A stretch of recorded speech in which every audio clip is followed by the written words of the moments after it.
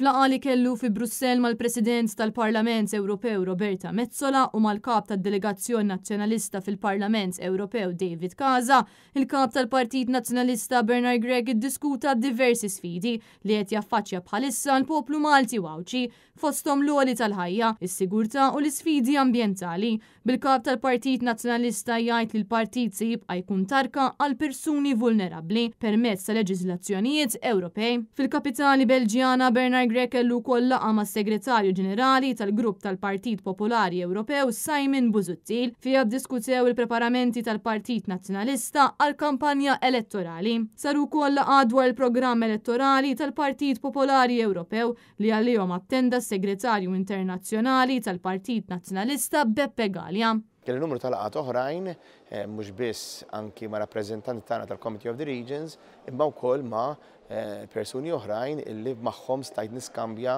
anki dak illi qiegħed jaffettwa lil Maltin mill-qrib fost oħrajn l-għoli tal-ħajja. Nibqgħu partit mhux biss miftuħ għad-dialogu, nibqgħu partit illi qegħdin hemmhekk biex nitkellmu dwar li se jolqu l-poplu Malti ma biex flimkien inkomplu wkoll niffurmaw il-politika Ewropea li aħna nibqgħu nemmnu li hija l-politika li tkompli tmexxi l qudiem il-bżonnijiet imma wkoll il-ħtiġijiet tal-poplu Malti u Awċi. Matul il-ġurnata l-mexxejja tal-Unjoni Ewropea qablu li tingħata għajnuna ta' aktar minn 50 biljun euro lill-Ukrajna. Dan il-pass seħħ wara xhur ta' oppożizzjoni mill-Ungerija, iżda issa l-Prim Ministru Ungeriż Viktor Orban ħabbar li pajjiżu qed jaqbel ma' din l-għajnuna. Fi Brussell kienet ukoll ġurnata li matula l-bdiewa rrankaw bil-protesti kontra l-importazzjoni tal-prodott agrikolu minn barra l-Ewropa. Fil-protesti l-bdiewa rgaraw kwantitajiet ta' bajt u ġebel lejn il-bini tal-Parlament Ewropew fil-waqt li qabdu nirien fil-viċinanzi. Buħud mid-dimostranti spiċċaw jisparaw l-lob tan-nar. Il-bdiewa li marru fi Brussell biex jipprotestaw kienu ġejjin minn kważi kull pajjiż Ewropew